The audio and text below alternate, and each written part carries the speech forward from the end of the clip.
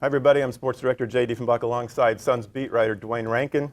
He knows just about everything there is to know about the Suns, and we're going to talk about how this team will fare, not only in the West, but in the entire NBA season. Right now, the Celtics and Thunder are at the top of the list. The Suns way down at like 10 in the BetMGM odds. Talk to me about how the Suns are going to fare in the West and overall. I think that's fair. Yeah. I really do. That number is fair. I mean, and in some ways, it's a little favorable. If you take into consideration the top four teams in the West, OKC, Minnesota, Denver, Dallas. You take the top three teams in the East, Boston, New York, and Philadelphia. So that's 7.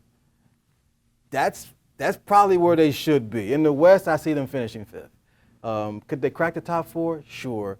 But they just got matchup problems with those first 4 teams. And the West is so brutal that they're going to face some teams on that back end, Memphis, Houston. Obviously, I think San Antonio is going to be better with Chris Paul, with the second year of Victor Wembanyama. Those teams are going to give them problems. So it's like, this is not an easy cakewalk in the West. They're going to have games where they're playing New Orleans.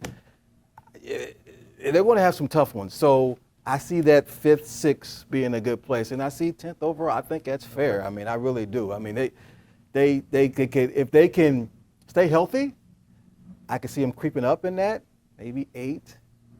Maybe 7, maybe 4, maybe 3, but I don't see them getting much higher than that. So this is a playoff team, no doubt. No question.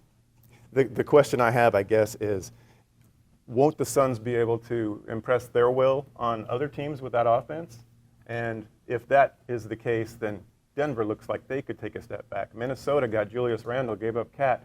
Is that dynamic going to change those guys? Are those two the most susceptible for the Suns to get a top 4 spot in the West? I mean, you could say that. I mean, I'm looking more at even at Denver, Jamal Murray. I don't know where he went. Like, I don't know who that guy is. Like, that guy that I'm seeing now, who is he? Because the guy I've seen before was a monster in the postseason. I don't know who the guy is right now. To me, he's more of an issue than anything else with the Nuggets.